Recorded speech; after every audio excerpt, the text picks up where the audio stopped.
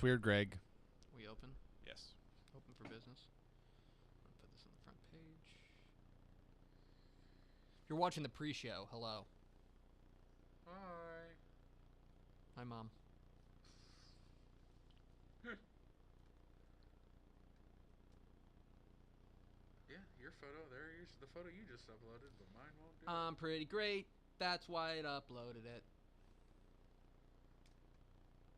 Did you hear that? Yeah, whatever you did, it worked. Did you hear my song? Now mine went right up. Did you hear my song? Your song was terrible. Did you see my pun tweet last night? I didn't, and I'm glad I missed it. So my I don't wife. need to hear it. So my wife. I don't need to hear it. We're gonna paint our dining room. I don't need to hear it. We're gonna paint our dining room, and she wants like a shade of gray. Because of course she does, right? I've nicknamed our house 50 Shades of Beige. But so she found a gray that she kind of liked. She put it on the wall. She didn't really like it. We're upstairs watching television today. She goes, I think I want to go to... Why were you upstairs? Yesterday. Because the couch is really comfortable up there. Oh, okay. That's like the... I'd love to commandeer that as my own, but sure. I know that she has to live there too. Okay. But she goes, oh well, I want to go get that that other color of gray, that other shade of gray. I want to get it's called porpoise. Mm-hmm. To which I said, mm-hmm. You want to do it by accident, or you want to do it on purpose?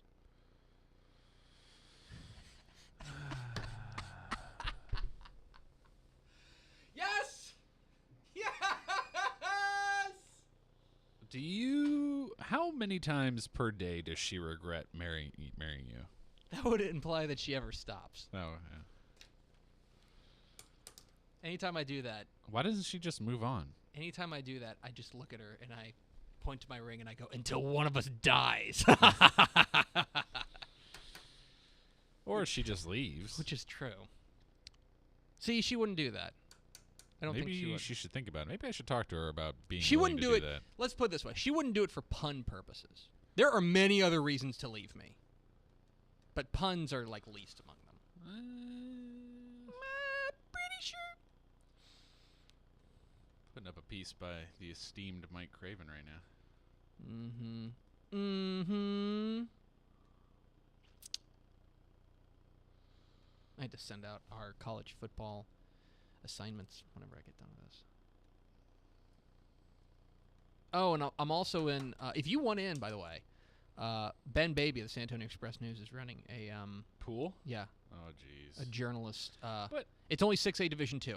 It's just one bracket. Oh, okay. Yeah. So, if you want in, he needs it by 7 o'clock tonight. Okay. It's just a bunch of journo nerds. I hear you.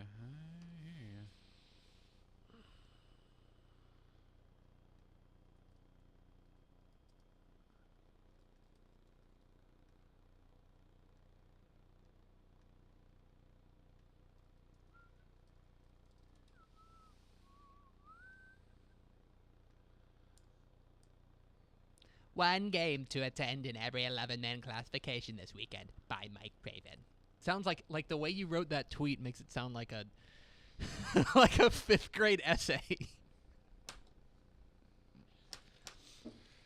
Well, that's the journalistic standard we're holding ourselves to here. So, and you set the example and lead the way. And we're I all really just do. Trying to We're all trying to play catch up to me. Live in your mold. Man. Dude, Marshall's offense has been so off the chain. You've got 2,000-yard rushers. That's pretty good.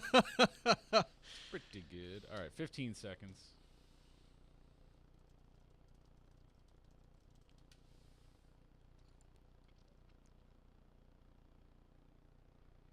Three.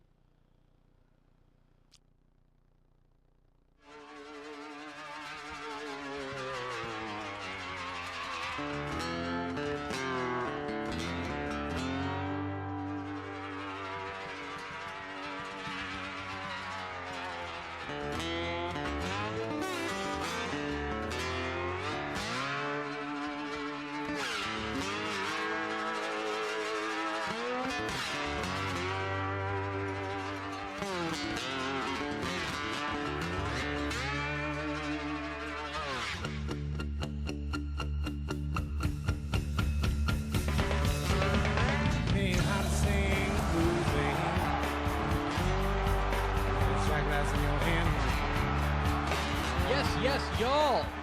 Woo! It is DCTF Live, episode number 19 for Thursday, November 12th, 2015. My name is Greg Tepper, managing editor of Dave Campbell's Texas Football on TexasFootball.com. Thank you for watching on TexasFootball.com/live. We're here every day at noon. Or thank you for listening to the podcast on iTunes, which you can find by searching DCTF Live on iTunes. I already introduced myself. Let's all get introduced to the real star of the show, Max Thompson. That's not true at all. Hi, Greg. How are you? I'm good. Yeah. I'm really excited about this show. We're breaking down 4A today, which is my neck of the woods. Yeah, shut up for a second. Rankings. Why? You know what's great? Okay. 2 weeks to Thanksgiving. 2 weeks from today. Were you just hitting the helmet? Yeah. 2 weeks from today. You're awfully excited for someone who's going to have a weaker food spread than me. Whoa. But keep on getting excited about your not that good food. Whoa. Hey. Are you taking a shot at my mom? Maybe. Or my dad? Maybe I am. Because my dad's going to make up 2 turkeys. That's fine. Won't be as good as mine. He's going to have your traditional baked turkey. It's less a shot at them and more a confirmation of my superiority. And he's going to fry a turkey. Fine. It's going to be great. It'll be great. It won't be as good as mine. You know what? I'm going to let Mark and Gay know about this. They like you, too. So this is really going to hurt. I like them more. What? That doesn't even make sense. Yeah. Wrap your head around that. It is also the first day of the Texas High School Football Playoffs. It's a good day, man. It's a really good day for a Thursday, which is... How did we get here so fast, by the way? I don't know. It seems like it's flown by. I mean, you think about it, it's been 3 months since the beginning of football season. Yep. Now here we are in the playoffs. Yep. It is really remarkable. A little later, we're going to be joined by Clint Harper of the Marshall Mavericks. Yes. Which I have to think about every time I say, because Clint, Harper, and Marshall are all Texas high school football teams.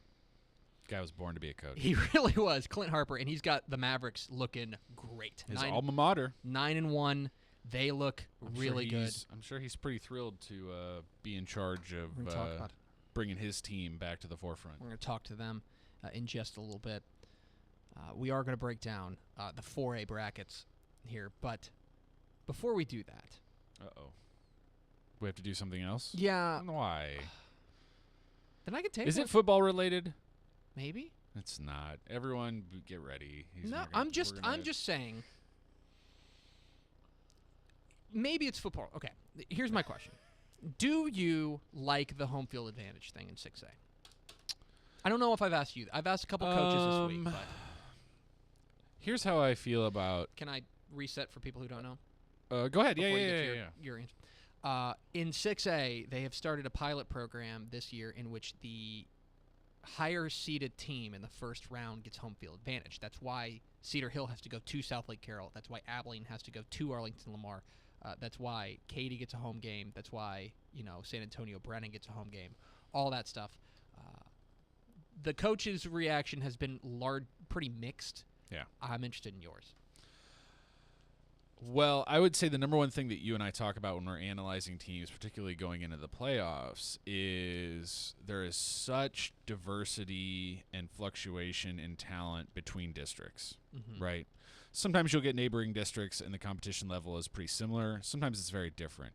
So first of all, I don't really agree with it from the standpoint of I think you could win a less difficult district and end up with home field advantage. And furthermore, this sort of goes back to, the days of neutral sites between teams in state championship games, but I'm also on sort of a fundamental level supportive of any decision that sticks with what's best for the coaches, the communities, and players involved in that game. So while the neutral site state championship games I love as a fan because it's 3 days of awesomeness in front of me, I still sort of empathize with the idea that it was better for these communities before to have a neutral site. So it all sort of ties together. I'm more in favor of keeping that decision with the coaches and the communities and the schools. Yeah. I think that I'm starting to, because I started on one side of this. It's kind of like the hot dog sandwich thing. Oh, geez. I started on one side of this where I thought it was a good idea because how do I want to put this? Because I think that by letting 4 teams into the playoffs, the one casualty of that has been that the district championship is largely meaningless in 6A and 5A. Sure. It's largely meaningless. Yeah. This provides a little bit of more incentivization. There you go. All right, incentivization. All right. Good job. All right, and I think I like that. But in talking with coaches, especially Ken Purcell and Fox Sports Southwest, and a couple other coaches, I think that it is the kind of thing that once you get to the playoffs, you're there.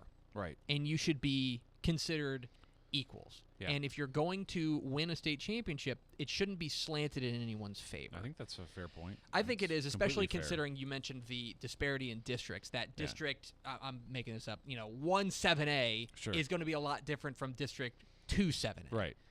And so just because the champion of a weaker district is there doesn't mean that the better team should have to travel and get them. That's kind of where I'm at on it. Sounds like we're in the same place at this point. I think so. All right. Okay. You ready to break down some brackets? Oh, am I ever. Let's start.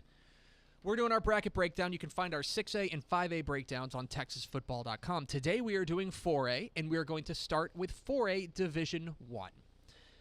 We start in, as we always do, in Region 1, which has, I think, the most pedigree of any region perhaps in the state in any bracket.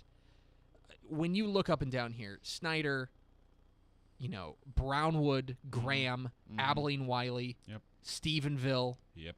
There is so much pedigree. There's so much history, everything. Yeah. I lean towards, to me, there are 2 to 3 teams that stand out above the others. At the top of the bracket, in that top half, Brownwood. Now, they've got a tussle in the first round with Graham, and Graham ain't going quietly. No, this is a team that's gotten its heart broken. It's gotten its heart ripped out like 50 times this year. Certainly not an open and shut one there at all. And they've got Landry Turner, their quarterback. So he's going to be dangerous. But I like Brownwood because of their defense. Their offense has been a little up and down, but I like Brownwood to come out top of the bracket. And then the bottom of the bracket, you've got Abilene Wiley. We'll get back to them in a moment. You've got a super intriguing game between Decatur and Stephenville. Very intriguing game. So Stephenville has been really underwhelming this year. Yeah. I think 3-7 is their record. Yeah, it's been really jarring. I mean, we started the year expecting them to be, a top 10, top 15 team, and they dropped out pretty quickly. But you want to talk about, pedigree and when you get to this time of year? Right. Yeah. Because you've got them going up against Decatur, Mike Fuller's squad. Yeah. And Decatur's been great. Decatur's been fabulous. But if this is based on pedigree, that's a huge advantage for Stephenville. Sure. It's not your typical 1 versus a 4. Right. I still like Decatur in that game. So for me, it comes down to Decatur and Wiley in a regional semi. I like Wiley there. I like Abilene Wiley because they run the ball, because they're well coached with Hugh Sandifer. Defense. And that defense. And they've already they've already played some of the toughest teams in the state. I like Wiley to come out of Region 1. Yeah, okay. Is that you? You got that too? Same. Okay, cool. I've got Abilene Wiley over Brownwood. That's what I've got. Yep, okay. Same here. Region 2. So there are, again, I feel like there are 2 teams that stand out above the rest with a couple of other landmines in. I think this region's absolutely loaded. I think it's sneaky loaded. So let's start with kind of the landmines. I think Pittsburgh's a landmine. Yeah. I think the winner of Athens and Princeton is a landmine. I think Liberty Ilo's a big-time contender. For sure. They've looked great. No question. As Matt Mosley, our friend, is fond of saying, don't sleep on those Kaufman Lions. Don't sleep on his Kaufman. They look good. But to me, this all ends up coming back to two teams that are likely to meet in a regional semi. Yep. It's Argyle, Okay. who, has the fewest losses since 2010. They've looked great. They have, one loss on the year? Yep. They've looked fabulous. This is a great Argyle team. Dane Ledford has stepped in at quarterback and looked great. And Taylor they Sweat, seem to be getting better as they go. great balance offensively. Yep. They just beat Sanger. They look great. And there's Kennedale. Yep. 10-0. You can argue with the strength of schedule because I think, again, we talk about districts. I think District 6 is much tougher than District 5. Yeah.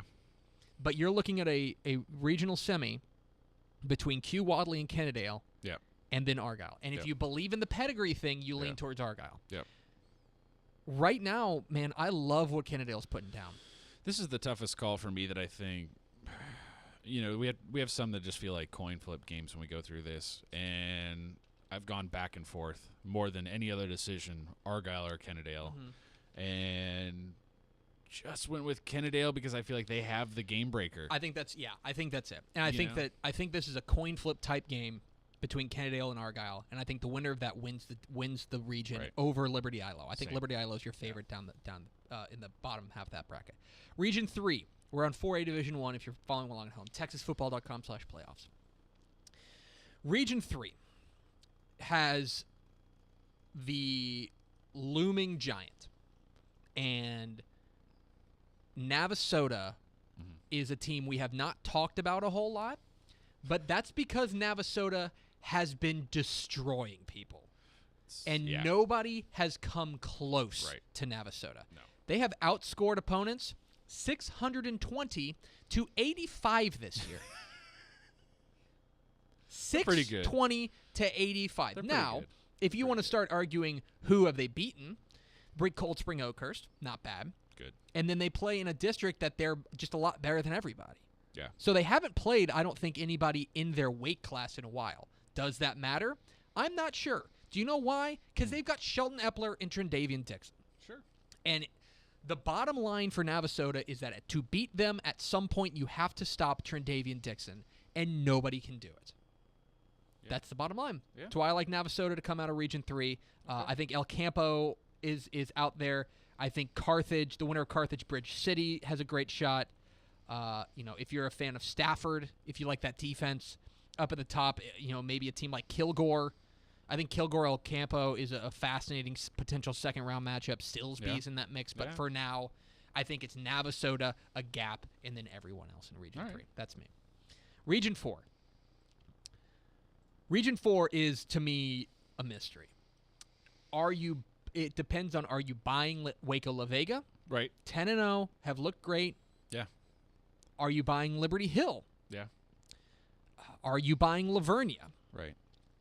Are you buying China Spring out of District 13? The runners-up China Spring in has Waco had some in very La Vega. interesting wins this year. I lean towards Liberty Hill. Experience is what you're going with. I'm going with experience. A program that's used to being there. I'm going with experience. La Vega's kind of the newer kid on the block, at least compared to Liberty Hill. Sure. I think Liberty Hill comes out of this district or out of that region. I got them over China Spring, which would give us semifinals of. I think we have the same. You have La Vega. Yep. You're buying La Vega, which I listen. William Williams' squad has looked great. I do not. It's a fun offense to watch. I do not begrudge you at all. No. So we've got Abilene, Wiley, and Kennedale, Yep. which you want to talk about a game that's going to be over in 15 minutes because they're all going to run the ball. And then you've got Navasota and Liberty Hill. Yeah. Got Navasota over Kennedale. It's my pick. It's my pick to click. I think that Navasota has been 4A's most dominant team this year, and I think that they cap it off with a back-to-back state title. Okay. Yeah? Same. I mean, other than Canadian, Navasota feels like a team of destiny this year. You're right. I think you're right. Let's move on. Breaking down 4A Division 2. You can follow along at texasfootball.com/playoffs. We will start in Region 1 in 4A Division 2. And for me, this is kind of similar to what we were talking about with the Navasota district. That if you want to talk about maybe the second most dominant team in Class 6 or in Class 4A, I think that you would have to look at Salina. Yeah. Salina's already got a win over Argyle. Salina has looked great. Connor Pingleton has been great. Their quarterback, we talk with Bill Elliott. He seems to have these guys pointed in the right direction. Sure. I think this is the situation where I need somebody to convince me otherwise. Their biggest hurdle would be Sweetwater. If Sweetwater gets there, because they can run the ball. Yeah. They play great defense. They can out-physical them sometimes. But I like Salina because you want to talk about pedigree. Plenty of pedigree there. Yes. Region 2 is very odd because I think that it would be, you talked about this yesterday on the show, that you have to fight the urge to go with the team you're used to seeing. Right. This is a tricky one. And the team we're used to seeing is Gilmer. Yeah. And Gilmer has, again, very quietly been great. 10-0, looking great. They look like they have completely reloaded. Their defense has been fabulous. Yeah. That said, it's not going to be a cakewalk. No. Center, it's dangerous. Having a great year. I think Fairfield, they've got a great running back again. Mm-hmm. Hey, surprise. Mm-hmm. Lorena, if you're buying what the Leopards are putting down, the winner of Gladewater and Canton. Yep. I think, in fact, if you want a real sleeper, what about Atlanta? They were the third-place team in their own district, in that Center district. But Center, Gladewater, Atlanta, I think District 6 may be the best district in this region. Yeah. But I think Gilmer may be the best team in this region. It's a tricky one. I'm taking Gilmer over Atlanta. I'm taking the. I like the little upset special with Atlanta. I know you got Gilmer over Gladewater. Yes. Okay. Region 3. Oh, Region 3. So it actually starts tonight when West Orange Stark hosts Houston Scarborough. Houston Scarborough, who is not winless. They won a game this year. They are 1-9. Go Spartans. That said, West Orange Stark is a big favorite there. Yep. I'd go as far as to say that they're a big favorite in this district or in this region. Yeah, I don't think there's a team there that has proven that they should be a favorite. There's definitely teams there that you think that's a good team, they could do it. But I don't think anyone has earned that right as much as West Orange Stark this year. I think you're right. I think if there's somebody that's going to knock them off, it's Giddings or Belleville. But for now, I like West Orange Stark to come out of Region 3. Okay. Region 4 I think comes down to whoever. You've got a lot of teams that have been kind of inconsistent all year. Mm-hmm. Okay, Cuero has been inconsistent this year. Port Isabel has been inconsistent. Yoakum at times has looked like the best team in the state, and at other times has been, kind of no-showed. Rio Hondo, Wimberley,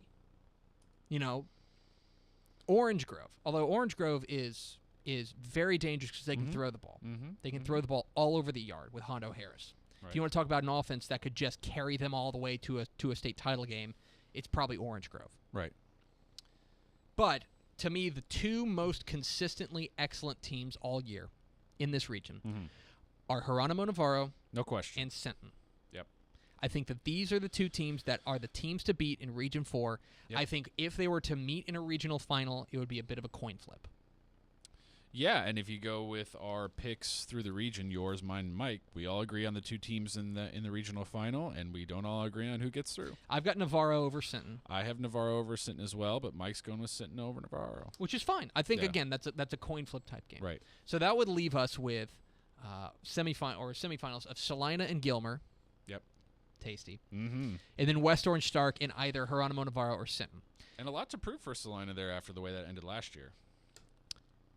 I'm a believer, man. I'm a believer that this is West Orange Stark's year. You and I have both bought in. We're both drinking the West Orange Stark Kool-Aid. I'm drinking the Mustang Kool-Aid. Yeah. I think they have been more convincing than anyone else in that class. I think they've faced a tough challenge in that Foster game. It didn't go well for them, but I like the idea that they punched up. And I'll tell you this, though. Okay. I could see Salina, Gilmer, or West Orange Stark absolutely winning the title. And Absolutely. I would not be surprised. Salina's results have been the most impressive out of that group. No question. But is that going to hold up in the playoffs? Last year it didn't. And we want to see if it will this year. So Mike Craven's got Gilmer. I cannot begrudge him that. No. But Gilmer I think great. any of those three. Right. Yeah. Yeah, it would surprise me if the champion came out of Region 4. Yeah. But Salina, Gilmer, West Orange Stark, I think, are three teams. Fair enough. I think that those are the three teams to watch. So, Sure. TexasFootball.com/playoffs for all your brackets, all your predictions, all your playoff matchups, all that fun stuff. So, TexasFootball.com/playoffs. We move on now, and we're going to move up just a little bit. Going to bump up just a little bit and talk some bigger school, especially East Texas big school football. We're talking about the Marshall Mavericks. And Marshall has been a squad over the past few years that has been kind of the model of inconsistency. Okay? 2014, they were 7-5.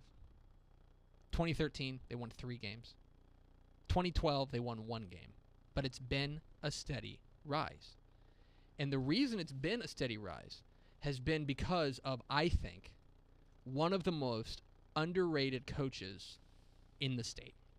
I think Clint Harper, what he is doing at his old alma mater, has been fabulous.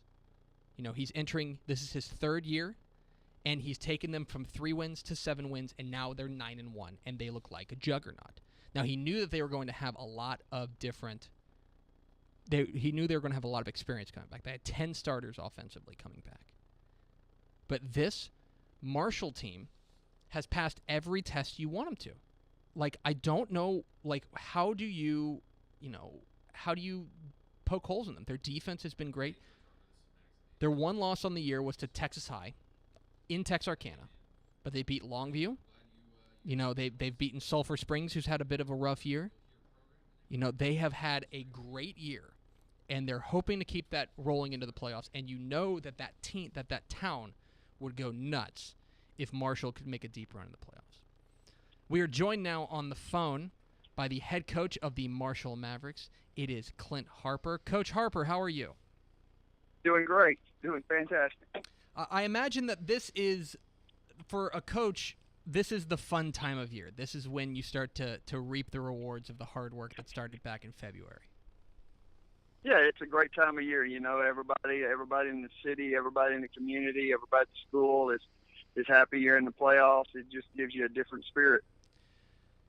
You're a guy who graduated from Marshall. This is your alma mater.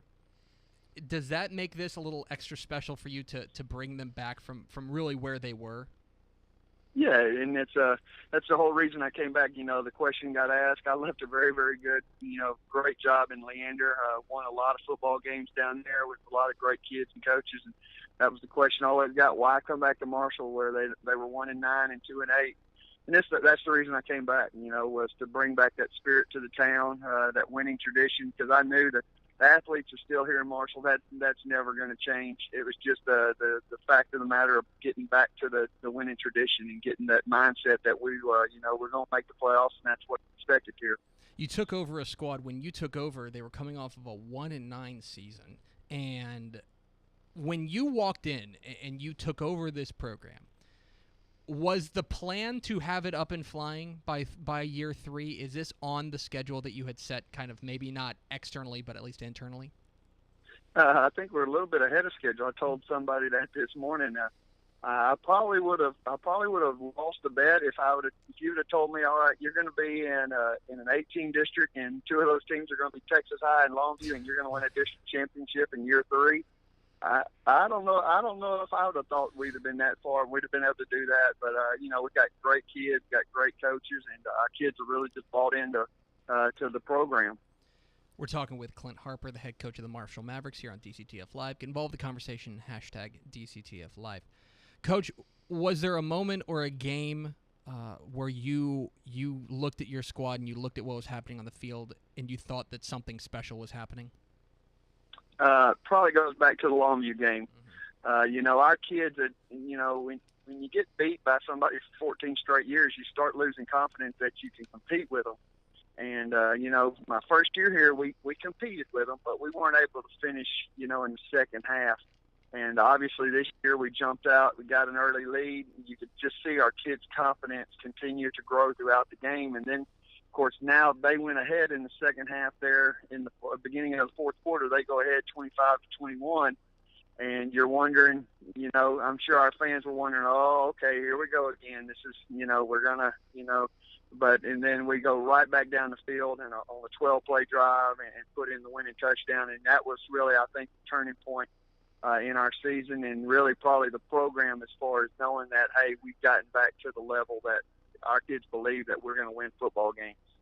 You operate out of kind of a lot of coaches will say, oh, if you've got two quarterbacks, you've got no quarterbacks. But it seems like you've thrown two different guys out there. Justin Hart has been excellent throwing the ball, and Cam Holler, while not a slouch throwing the ball as well, has been outstanding running the ball. For you, what's the challenge in balancing the two quarterback system? Well, that unfortunately that got taken out of our hands about 3 weeks ago as we lost Justin for a season-ending knee injury. That's kind of where, and I've been telling people that we really did. We had an offensive philosophy, and we were very, very, very good at getting both quarterbacks. And we don't call Cameron a wildcat quarterback. He's a quarterback. Mm-hmm. And we just, I think we were averaging 550, 600 yards up until, Justin got hurt. And when you go for 7 weeks and all of a sudden you're having to start really with a different offensive philosophy because you do lose a guy that's a 4-year starter. There's not many people in Texas that had a 4-year starting quarterback who'd been in my program and been in our offense for 3 years, knew everything in and out. We beat Pine Tree this past year on a route that he came through, and that was his third check down. He throws a touchdown pass to a guy that was his third progression through the route and throws the game-winning touchdown. You just don't replace guys like that. So we really had to kind of shift offensively our mindset about how we go about moving the football. And Cameron, of course, just a fantastic football player, 26 touchdowns on the year, 1,500-yard rusher, now almost a 500-yard passer. We felt confident that, it was going to be a transition, but our football team would handle it. We're talking with Clint Harper, the head coach of the Marshall Mavericks, here on DCTF Live. Get involved in the conversation, #DCTF Live. Coach, that's hardly, though, it seems like for a team like yours where you can lean on your defense, it seems like that's going to be even more important going into the playoffs, as you know, and you've got a ton of senior leaders, Micah Smith, Antonio Washington, DeAndre Osborne. What do those seniors do for your defensive philosophy? Yeah, we really, this is what you hear all the time, and don't matter what level, whether you're in the NFL and you want to be playing your best defensive football as you head into the playoffs or the postseason. And obviously we're doing that with 2 consecutive shutouts. And so, like you said, it's senior leadership because we've got a lot of young kids. Now, we don't have a lot of old kids, but the ones that we do have, the 3 that you mentioned, they are such an integral part of, early on in the year, they were just an integral part of getting young kids lined up. We've got 4 sophomores we're starting in the secondary.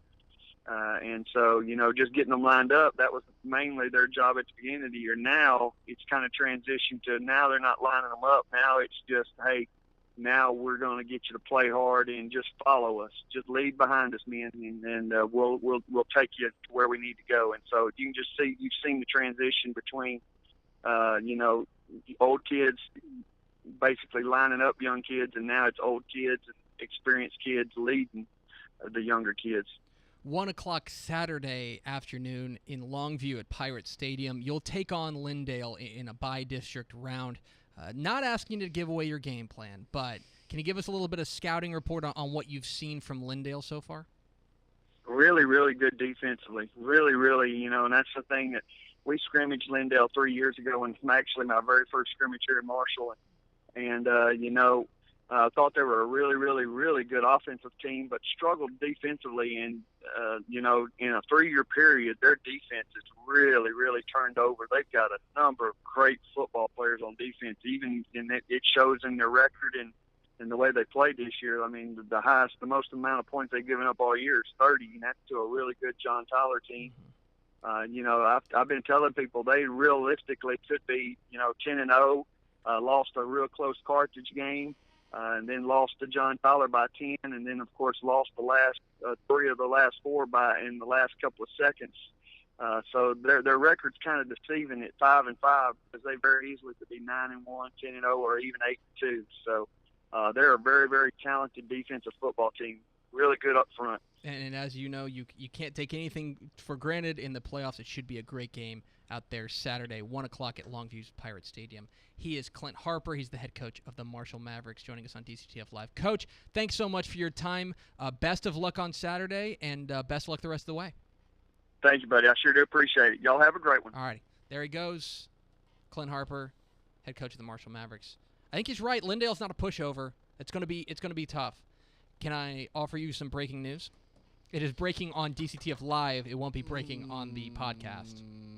Yeah, how breaking is it? Josh Doxson out for the year.